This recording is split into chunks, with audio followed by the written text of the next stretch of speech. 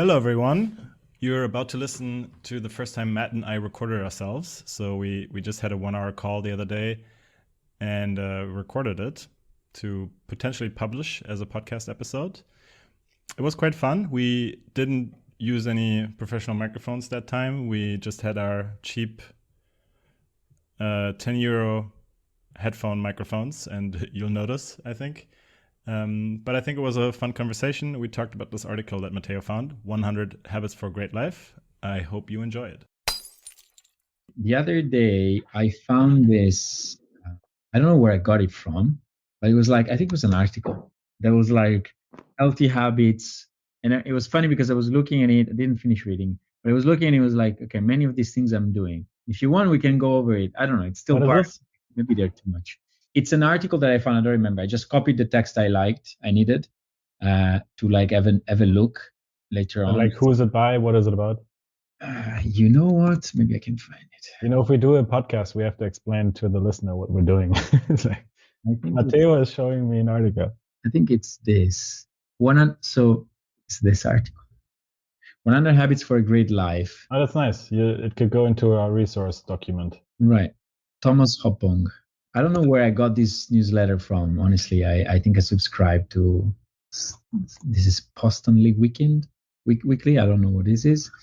Can you give me some examples of the ones you like? So then it was like, I didn't finish reading it, but I kind of resonated with a lot, right? You can get anywhere without a solid routine. If you're serious about, you want to record, try and record on Skype. Oh, I thought we are recording this with the. We are. Actually, we are. My bad. The thing is there. So if you're serious about building a great life. How's my sound, by the way? Sorry to interrupt. It's pretty good. Let me actually put the headphones on my end. Maybe that helps my record. It doesn't record the video, but it gets the audio, which is what we want. You hear me well? Yeah. Okay. So, this is fine. We know, right? We agree with this. You can get. Can you just read it because it's very small? Yeah. You can't get anywhere without a solid routine. Yeah. If you're serious about building a great life, build yourself a good life engine, which is the thing about systems, right? Start your day with at least 1 glass of water, hydrate before you get yourself a cup of coffee. Actually, on this one, what I started doing, I was like, I need a convenient way to test, to drink a consistent amount of water without having to measure it, right? It's too much work on a day-to-day. I mean, theoretically, your thirst will tell you, right? Theoretically. But I don't know if it happens to you. But when I'm like involved in job and work and something, like it has to get very high for me to drink.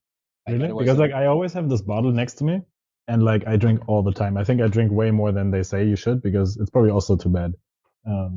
But then it's good because you have the bottle, so you see how much you drink every day, right? Yeah, I drink a lot, but like I don't think it's that good, because if you just drink water without salt, then you're also dehydrating, right?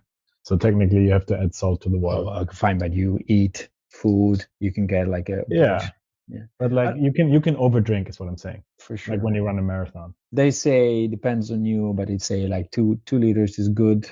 I drink way more. I drink like 8 or something. Whoa, 8 liters of water in a day?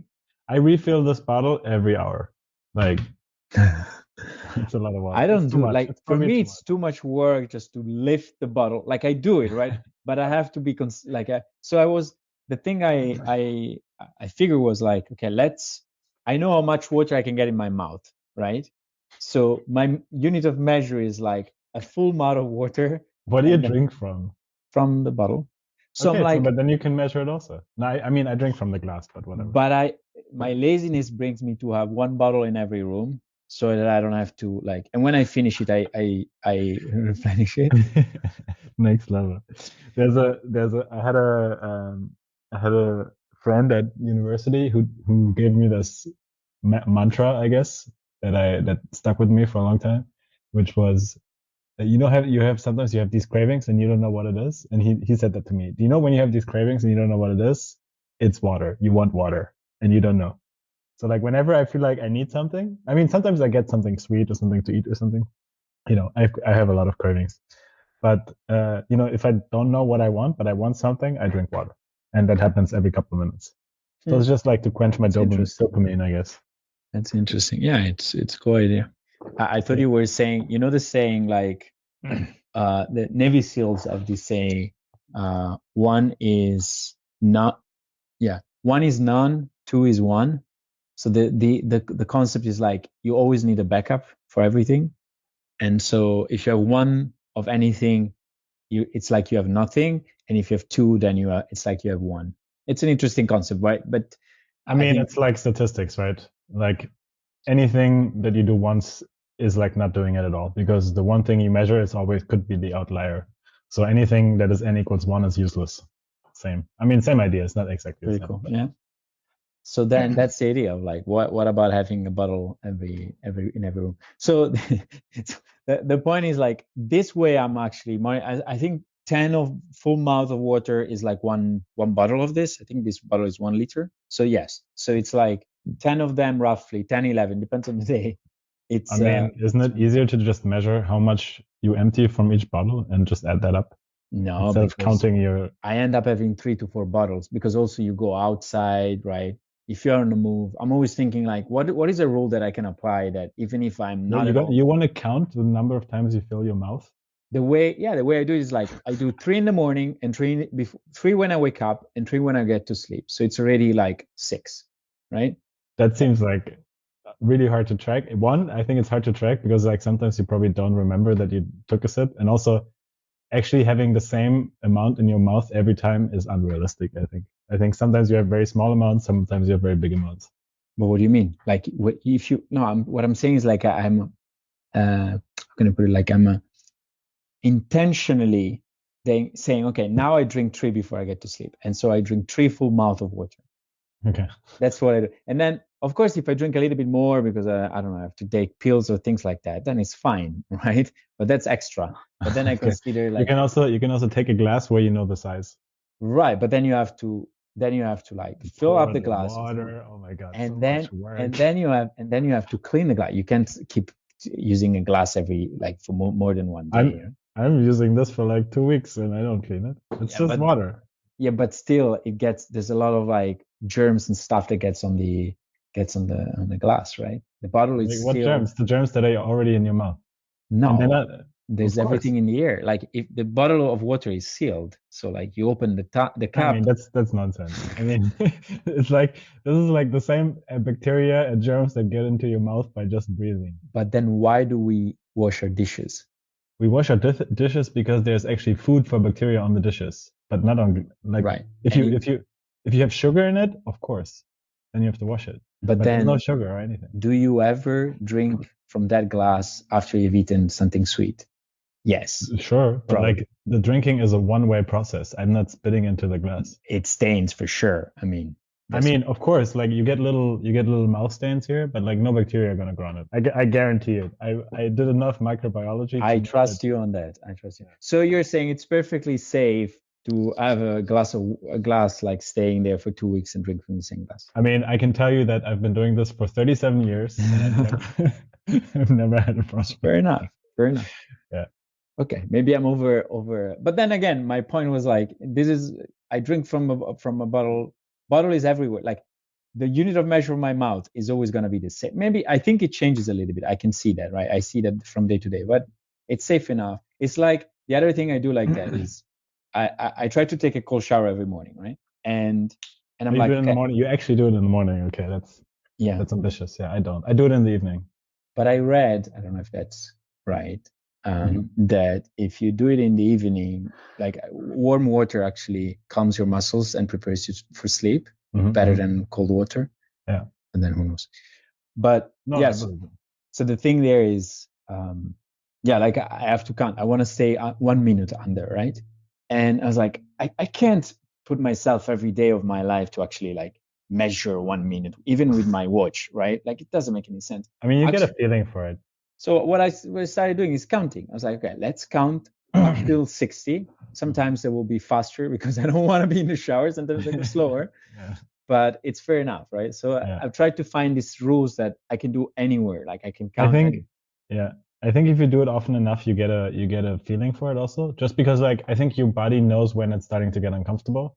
So for example, I've been meditating now for, I don't know, let's say 10 years, and I don't use an app. I don't use. I mean, I do use the timer, but not in the sense that it rings when I'm done. I just set the count, the stop clock. What is it called? Stopwatch. Stopwatch. Yeah, the stopwatch. So I meditate and then I look at the stopwatch. And even before looking, I always know how much time has passed because you get a feeling for it. Like, and let's say I want to meditate 10 minutes and I open my eyes, it's always almost exactly 10 minutes just because I get a feeling for it. And also, if you're wrong by 1 minute, who cares, Right. So, yeah. Makes sense. Yeah, there's also that. But then you're like, Aldelia. Then you're like, I guess the main point is, wait a sec. I think this podcast is going to get very boring for people. We talk about like drinking water for like half an I hour. don't know if it is boring. Yeah. I do actually. Go ahead. Go ahead. No, I'm listening to a podcast by Andrew Huberman about the cold exposure. And I think it's super interesting. I told you about I really like Andrew Huberman's podcasts. I think they're really nice. It is. So I listened to one about magic mushrooms. Did I tell you about that one? No. I have to tell you, but separate. So I have to tell you about that. This could be the thing that we do every week. One of us listens to a podcast or whatever and summarizes for the other person because it's super interesting. So I can summarize that podcast if you want. So basically, we do a podcast about another podcast. Right, or articles like we're doing here, right? Yeah, that makes reactions. Sense. I mean, the podcast could be one input for talking about a subject. But I'll tell you about the one I just started listening to. It's just, I just started, but it's about cold exposure and why and how it's good for you. And the thing that I thought was interesting is that the best thing, of course, is cold immersion. Like you put your entire body into cold water, and the colder it is, the more stressful it is, and so on. But so he had a researcher on the show, and she wrote a paper on it, and she found out that even putting just your hand into cold water for a couple of minutes is enough to activate your brown fat in the same way that So any cold exposure actually helps, and this is really interesting actually. So they measured people sleeping in rooms of different temperatures, even when they cover themselves with a big blanket or a duvet. The people that sleep in colder rooms activate their brown fat more, and it's presumably only because the air at the face is colder, right? Because under the blanket it's about the same probably, but so just because they spend the night with their face in colder air, that's enough to activate the brown fat more. And I thought it was super interesting. It is, but I mean, I thought it was activating the brown fat on the area where there's colder exposure, right? But it's not the case. I mean, no, because I think the way it works, I don't know. I have to listen more, and I didn't read any papers and so on. But the way I understand is that the cold receptors trigger adrenaline and norepinephrine and so on release, and those go into your bloodstream, and those will activate brown fat probably everywhere, I'm guessing, but I might be wrong. It might be local also. I don't know. It's probably somewhat local and somewhat distributed. I don't know. I mean, it is interesting. I can bring my experience as I've been doing it for like years. I can say that more and less consistently. Honestly, in the past year, every day. But before, I had like months where I was doing, months where I was cold showers. Yeah, in winter it gets tricky because, especially depends where you are. Right, it gets colder in the mountains. But the better it is, right? Yeah, but in the mountains it's crazy. Like you risk getting burned by cold. But it's like. But it's nice. I mean, it's nice. Like, so my friend, did you meet my friend Till? Yeah. We actually did an ice bath in the winter in the Isar. It's a river in the Alps. Mm-hmm. So we did it in March or February. February in a river in the Alps. You have to imagine that. Wow. It was so fucking cold. Like I think it was 4 degrees, which is as cold as it gets, right? And we actually, it hurts so much. You put your feet and you think you're gonna die. And your breathing stops and your heart skips a beat, and you're just like, and the pain is just like someone like stabs you with a knife or something in the foot. And the feet actually I thought was the worst. Like actually getting in with the rest of your body, including like your junk and so on, was actually not as bad as I thought, but the feet was the worst. Like the beginning was the worst. Yeah. Because I think the vasoconstriction in the feet is the worst. I see. Yeah. I mean, the experience, I used to do cold baths, and the thing that it was like against usual things that I hear about it is staying still was actually way less painful for me than moving. People say, if you move, you get activated. But actually, at some point, like when you're still, of course, you don't want to stay too much, otherwise you pass out, right? Yeah. But like if you stay a couple of minutes, then what happens is that it's like your external, like the skin at some point gets used to the feeling, but if you move, it's like it reactivates that part. Like I really You had know like what it is probably? Sorry, I'm interrupting, Yeah. but you know what it probably is? So do you know how wetsuit works? Not really. It's the same principle. It's actually the same principle as to why wind feels cold. Do you know why wind feels cold? No. Because like, so let's say the outside temperature was 20 degrees and your body is 37 degrees. Mhm. You'd think that we're always going to be cold in 20 degrees because it's less than our body temperature. But what actually happens is that our body, because it's 37 degrees, it heats up the air around our body. So the air just close to our skin is really, really warm. And then as you get further away, it gets colder, right? If you have a wind blowing, it blows away that hot air close to our body. And that's why we feel cold when it's windy. It's a similar thing that happens when we are wet.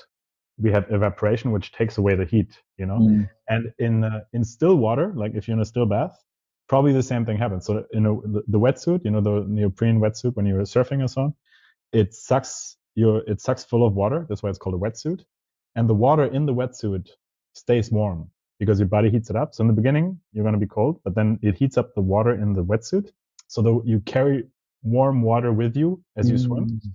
Which But if makes you're it like a but if shield. you're exactly like a shield. But if you're naked, any movement will bring you to new cold water. But if you stay still, then you warm up the water around you. So the water is actually warmer. Then there's an explanation, you see. But like that's why also being in a river will feel colder than being in a tub. Right. Yeah. The other thing I tried, I think it was 2 weeks ago, I tried cryotherapy. Oh really? With the liquid nitrogen? No, with the electric one. So How it's does that like work? the good news there is like it's like a sauna but like minus 110. And you Yeah, but like what makes it I cold? think it's still liquid nitrogen, Okay. but you don't get exposed to it in any way because it's like it just cools the air or something? Yeah. So you're like in a freezer basically. Okay. And they open up and you're there, and then of course it makes you do like some stretching. And it's pretty, I mean, it's 3 minutes. You can get up to 4 and you can get up to 120, I think. But he said, first time you do it like this. Yeah. The feeling after is pretty cool. Literally, right? Yeah.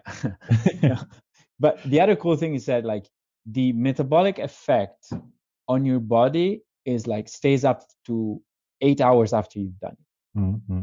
So it's pretty, like there are a lot of things they say for autoimmune disease. It's actually pretty good to do like a lot of sessions very close to each other, like 10, 12 sessions for in a couple of weeks or 3 weeks. I don't know. It's pretty interesting. How much did you pay? So the test was $30. So it's like $10 per minute. But you can get, otherwise it gets to 55, but then you can get like packages, which I think are cool. Like you can have I don't know, X amount of times you can go, and actually you can share with others, right? You don't necessarily have to go yourself. The only comment I have is that I think like they can make all kinds of claims, but they're a company that wants to make money, right? So, and I'm not saying it doesn't work. It's just that does it work better than just cold shower or going to a lake in the winter? You know, that's the question you really have to answer. You know, if you want to save money, but if it's convenient, if it's like right next to your house and it's convenient, sure. But if you have to go for an hour to get there and then pay $50 to do it, you might as well go to like a cold lake or something, you know? I mean, ultimately I'm thinking, I told you, right? I'm trying to figure out ways where I can improve my well-being and my standard of living without spending too much money, right? One thing that I figured was massages. Like, honestly, massage is the best money spent. Like 100%. I just got one a couple of days ago. It's so great. I was actually, that's another thing we could talk about, right?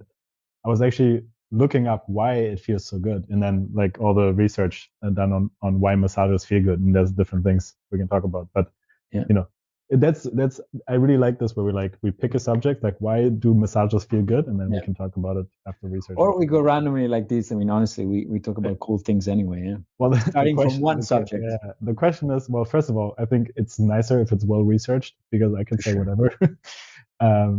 And if I have a complete picture about cold baths, for example, like if I actually finished the podcast and did some research, I could really explain all of it to you in a more complete way. You know what I think? I think it beneficial for different kind of people, the two approaches. Like Yeah. what you're saying is probably you want to have like the full picture to evaluate and decide whether it's good or not for you, or whether you want to, like for Yeah. me. Also, like if you listen, if you look at the description of the podcast, you wanted to say, hey, this is about cold showers or whatever.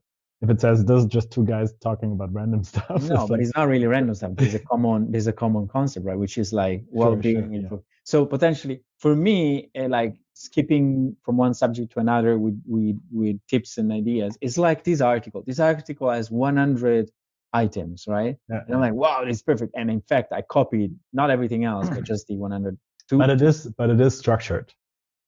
I mean, it is structured in the sense of what you do first and after in the day. Yes, but that's really it. No, also like you can give it a title, like 100 things to do for whatever. Like it has a structure. It's not just like 10 minutes about one. Like imagine like the first point was 3 pages and the second point was 1 sentence. Like he thought about like structuring it in 100 things that are like same length and so on, right? So there was some thought going into it. For sure. It's not random, right? But again, we're not going so random. Do you think we are? I don't think so, right? We are talking about the topic is well-being. We're not talking about finance. We're not talking about improving your life. So that could be the main topic. And then But anyway, I understand. I mean, there's a couple of things. First of all, I think you both of us we've watched talks, and I think the more memorable a talk, or the more memorable talks are the ones that are well spoken and well structured, right? So like because you want to remember stuff, and if it's well structured, for example, if you see a talk with slides, usually you remember better if there's a good introduction with like an outline of the talk. For sure. Because like it gives you a visual like anchor points for like what we're going to talk about, and then you have a summary at the end, and you kind of recall. You can still do it retroactively, no? I guess we can, yeah. I mean, we can try both, right? But it's also think, you know what I like? Nice. I like the fact that you bring depth, I bring inputs. This is a good complementary way, right? Like maybe. Yeah, I mean, I think we could give it a try, both ways also, and we can see what we can see what we like, we can see what people like, we can listen to this, but also as a side note, if I were to give you I can give you a spiel right now about cold immersion, right? From what I know, but half of it will be wrong because I didn't do proper research. So it is, if I do have to prepare, it's good for me because I have to do this research, right? For sure.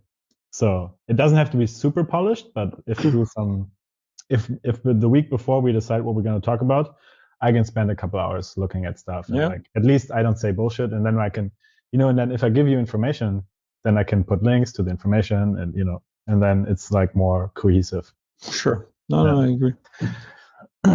So like we left, what was it? Yeah, the hydration that started a full so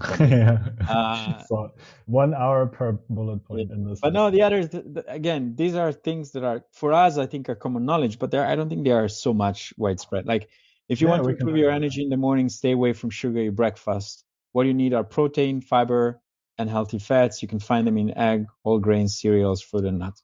Clear. Like we know. I actually get the thing I was trying. I got the milk powder. What's it called? Like the protein powder based on milk extract. Whey.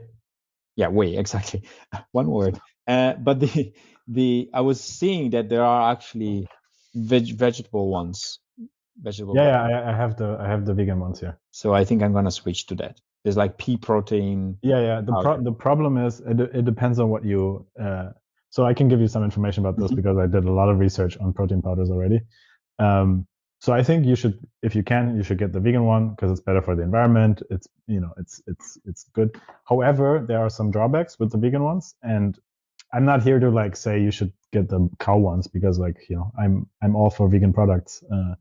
However, there are some benefits to the whey. One is that it has the highest leucine content of any protein that I'm aware of, and leucine is the protein that stimulates muscle growth.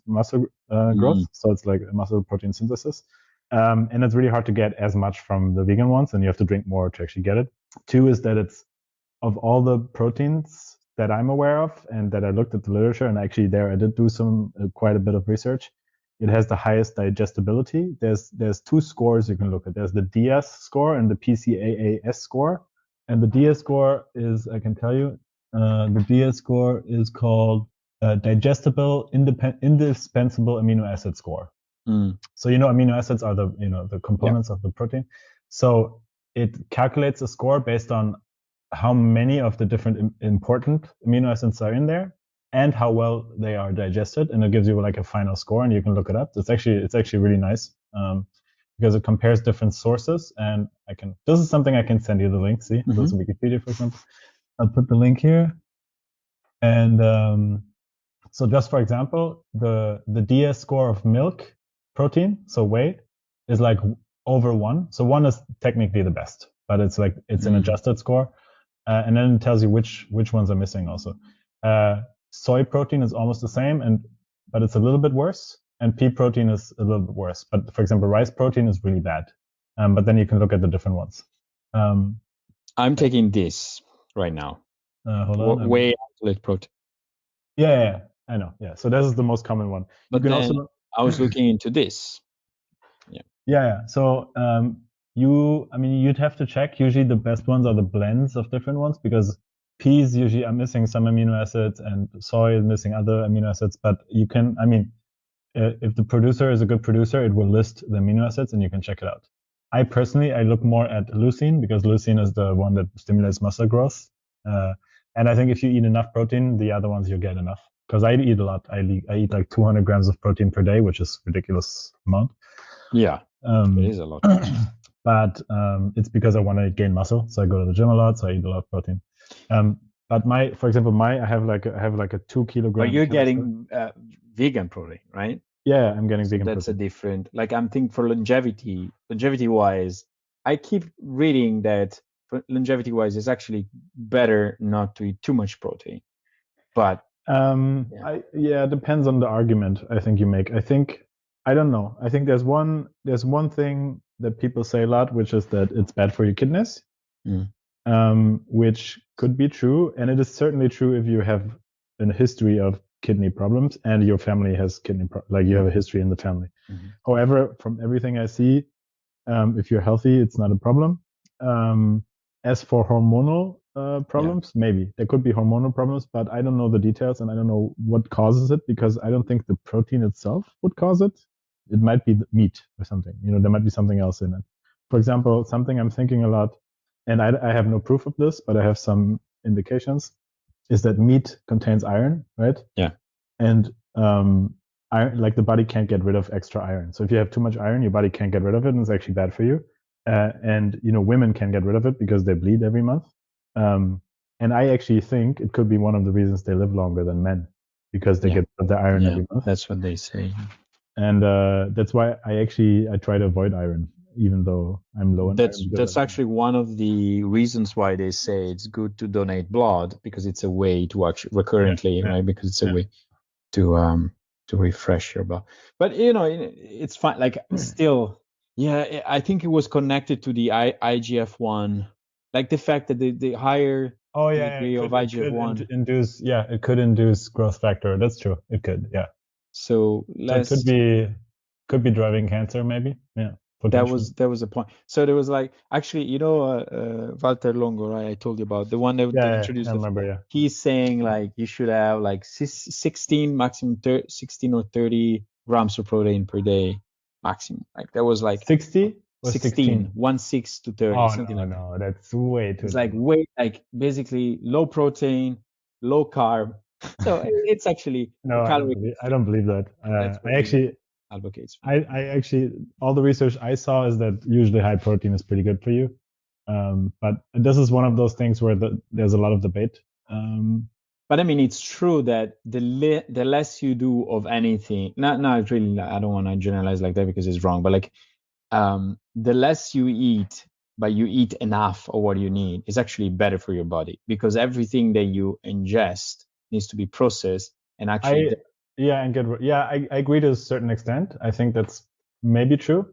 However, it depends. It also depends on what else you're doing in your life, because there's a lot of confounding factors. So like if you do a lot of sport, you need to eat a lot more, right? Like obviously. And it's like the cold exposure. Like she actually said it in the podcast. She says you want to expose yourself to the stress of the cold, but you don't want to be constantly cold because that's also really bad for you.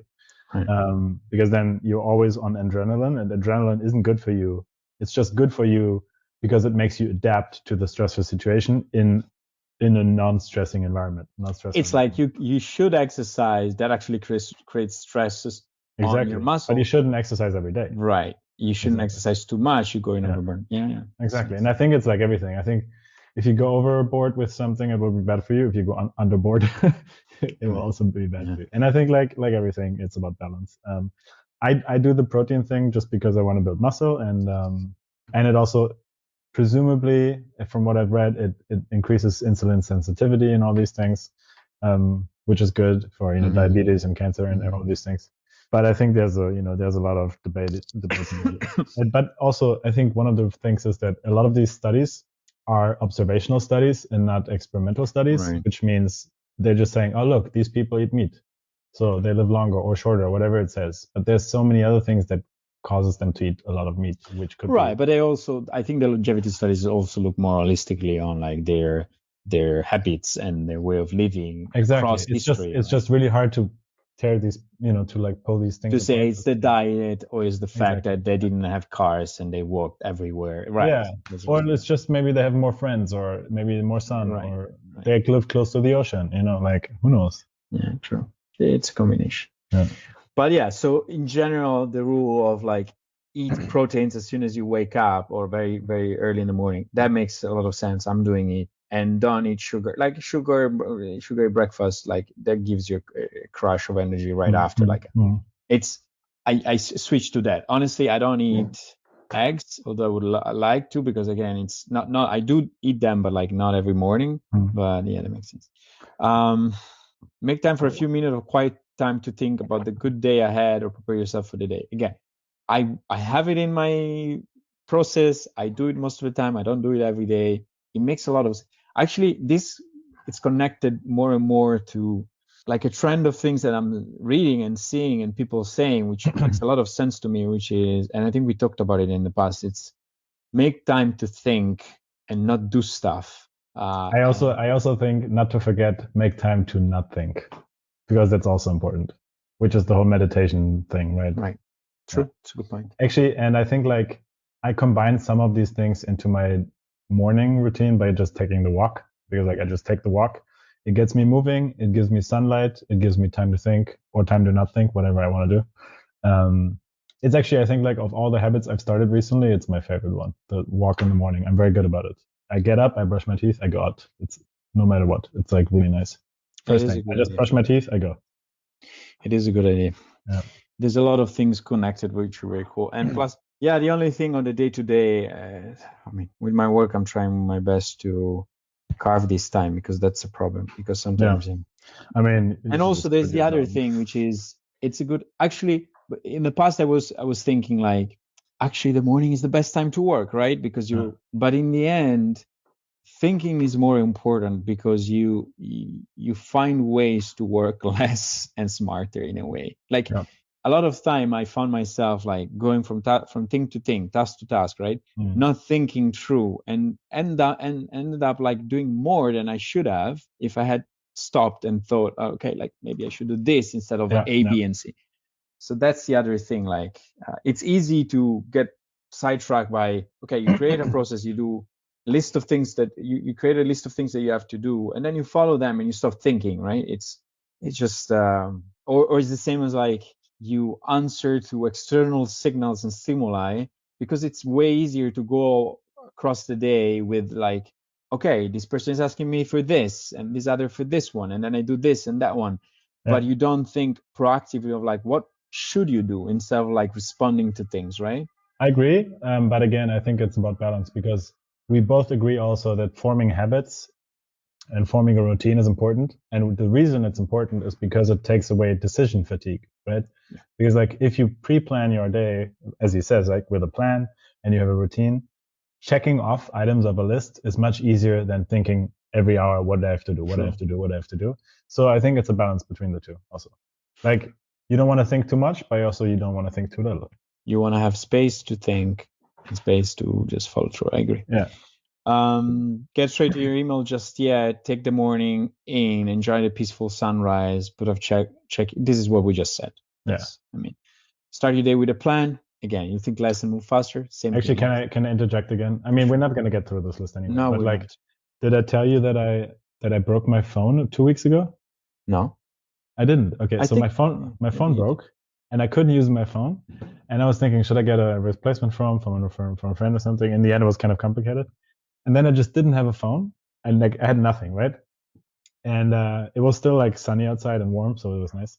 So I took my skateboard and I just took a piece of paper and a pen, and I wrote my list of groceries and like to-dos on a piece of paper, and I just went outside and like I was like skating around, doing my shopping and doing my to-dos and stuff, and like no one could contact me. Like my family couldn't contact me, my girlfriend couldn't contact me. I also couldn't send any messages to anyone. I didn't have a calendar, and I had no like Google Maps to like know where to go and so on. Mm-hmm. It was the best day of the year. I swear to God. It was like I had so much fun. I was feeling so much at peace because I was just in the moment. And I think this like the whole like technology free space, I think I don't appreciate it too much. And I like now I have my phone back and I'm already on the phone so much, but like it's crazy. I do think I want to make time for like. But then let me ask you a question. Why not doing it every day? Like you could still leave it at home, right? I know, What's and I stopping should. you? Bad habit, addiction, maybe. I don't know. It's like, I don't know, you get used to bringing your phone everywhere. But like, you're right. Like, I think it's a good idea to leave it at home sometimes. And actually, I told myself I would. It's just like, I think the thing that bothered me the most was like not having Google Maps. Yeah, that's what. But it's crazy because like back in the day, we didn't have it and it worked fine. Like, you know, so. Yeah, there's the convenience of that. And like, if something happens to you, you have a way to like contact people. Not necessarily happens. I to know, you, but it's like, if you think like this, there's, you know, it used to be, people 20 years ago used to be fine. We used to be fine. So like, it is, you can make it work, obviously. I have a friend who to my age who to this day doesn't have a smartphone. I mean, I don't think he's happy or anything, but like he has different problems. But I think like saving some time of the week to be without technology is super nice. Yeah, that's true. That's true. No, it happened to me the other day. Like last weekend, my phone, I think I forgot to charge it. I don't like to charge my phone at night because I think it ruins the battery. Yeah. And so like I woke up and it was like 9%. I was like, okay, day without a phone. So, and I was out the whole day, right? Yeah. So at some point it turned off. That's it. And honestly, I didn't feel as much. One thing that I noticed was like, okay, I didn't do like you the entire day. I think he like went off at like. No, but I did like 5 days. It was crazy. Wow, crazy. It was, but honestly, it felt so liberating. Like I cannot put it into words. I mean, I could tell you should try it, but like you have your company, so I don't know if you can. But it was really nice. It's a little bit like the Vipassana retreat, right? But then it's one of those goals, right? You should get to the point where you don't read your email anymore, and you should get to the point where you don't read your phone anymore, right? Like why not? Yeah, you know what I think it's like? It's like intermittent fasting. Yeah. Like having like a withdrawal therapy for your brain is really good for your brain. I'm sure of it. Like in the same way that not eating for a day is probably good for you because of, I mean, I think actually it's not exactly the same. I think it's different reasons, but like it's kind of like a reboot a little bit for your system. In the same way that vacation, you're getting away from work and computer and so on is nice. I think having a day of the week where you don't have a phone or something, or maybe even like starting with a few hours of the day could be good. I just don't know how. I mean, I think the thing of having a Sunday without a phone, it's easier than having any other day without a phone, right? That could be done. Like it's like a 1 day fasting. Yeah. I don't know if it's better to do like the whole day or to do every day a few hours. I think it's better to do all day like that. You feel it more. Probably. But it's probably still a good idea. Because again, you're like, it should be without technology, right? Otherwise, you're like, yeah, no phone, computer, yes. Like it doesn't change, right? So I think I mean, it changes a little bit. I think not using the computer and the phone is better, maybe. I mean, better, quote unquote. But I think just being outside and being like, because like when you're outside without your phone, I really like the fact of being outside without the phone. because it really immersed me into the world again. And I usually, when you these days you go on the train and no one's interacting with the world, everyone's on their phone. Yeah. It's so fucking sad. It's and I was just walking around smiling and having good interactions with everyone. That I agree. It opens you up to the world because you don't 100%. have anything else to do. That's one point. Yeah. B, because you don't have an excuse when you don't know what to do in certain situation to just focus on your phone, right? And people don't know how to stand there and do nothing anymore. I realized that when I went dancing and I didn't have my phone and I stand there when I'm not dancing, I'm like, I don't know what to do with myself. I'm just standing here. And people usually when they just stand there, they take out their phone. And it's happened. Recently, I went to what was it, like a couple of months, 3 months ago? I went I met an old time friend that I hadn't seen for a long time, and and he was like, "Yeah, come to my birthday." So I went to his birthday. When barely know a couple of people because it's been years, and him himself, it was his birthday, so he had like all the party for like people to talk to. So I literally, I think I stayed there an hour. I stayed there, and at parties, I don't want to be the one on my phone in the corner, right? So I'm like, I'm not going to use my phone. So I was there and I was like literally moving around the party. And it's crazy because it was a situation, if I were in a bar, fine, I could go and talk to strangers. But that was even a strangest situation because I barely knew a few, but people I know, they knew people I knew. So I was like, I didn't feel as free as I would be with strangers.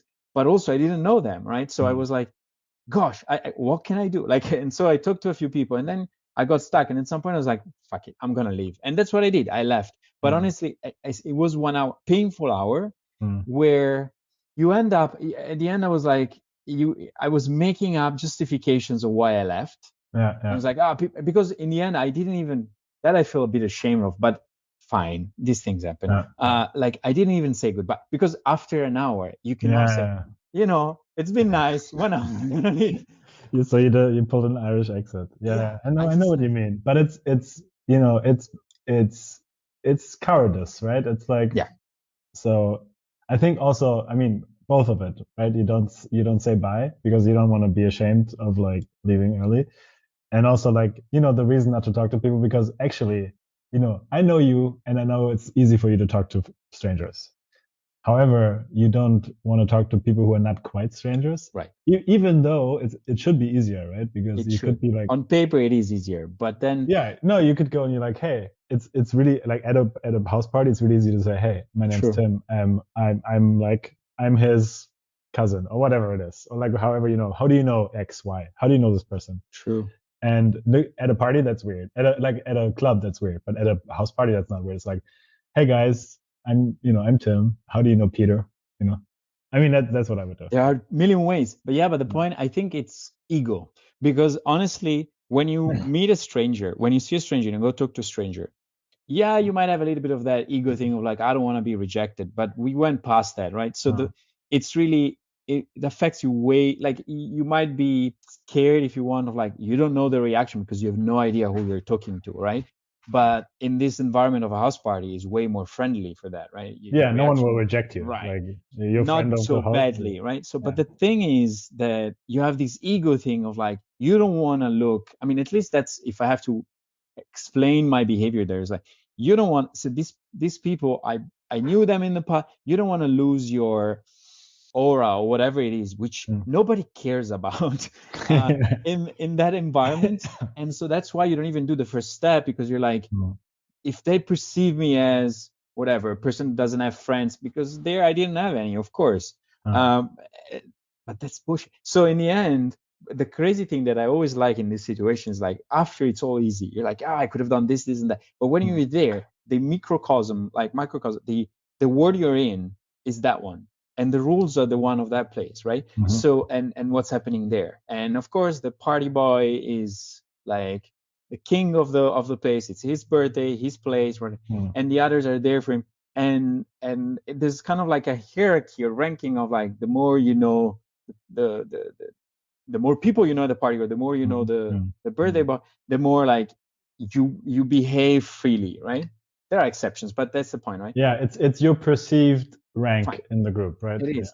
And then it all goes around that. And then you're like, but ultimately I could have done a lot of different ways. So it's a combination of like, I didn't have anything else to do, so I couldn't escape by staying doing, if I had even one friend that I knew, I could have spent the day next to him, right? Talking to people. That would have been easier, right? It's like when you have a person next to you, you need to. But there it was like, I was on my own, and very interesting. I mean, the day after, I was like, very interesting. I felt a little bit ashamed because I left, but in the end, I was like, whatever. But one thing that I noticed is like, the more I go on and I grow, the less I have these situations happen to me, because Of course, I end up like creating a sort of like a bubble of comfort situations. These days, like, it's rare for me to get to these. I was back in the days, I guess I was pushing myself in this situation, right? I wanted to, but now I'm like less and less. And you justify why that happens, because you want to focus on other things, and it's also tiring and time consuming, right, to push yourself. And but it's always good in a way to get off that comfort. I think I mean, we both know that pushing yourself out of your comfort zone, that's the common theme of like meeting people at a club, at a private party, but also cold exposure and taking a walk in the morning and going to the gym. It's like on purpose making yourself uncomfortable to grow. Actually, I had a somewhat similar situation to you the other day. My best friend from school invited me to his wife's birthday party, but it wasn't really her birthday party, because like her birthday was a week after. So actually it was her best friend's birthday party, and I knew like almost no one there. It was at the guy's place.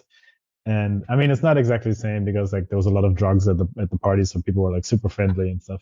But like I was like, I actually just had this like 1 hour conversation with this guy. He's like, we're so similar. He's actually super similar to you and I. Like he's like the same kind of brainy person. He reads a lot of self-help books and stuff. And I just like randomly sat next to him, and we just hit up a conversation, and we were talking for 1 hour about all the podcasts and the books and stuff.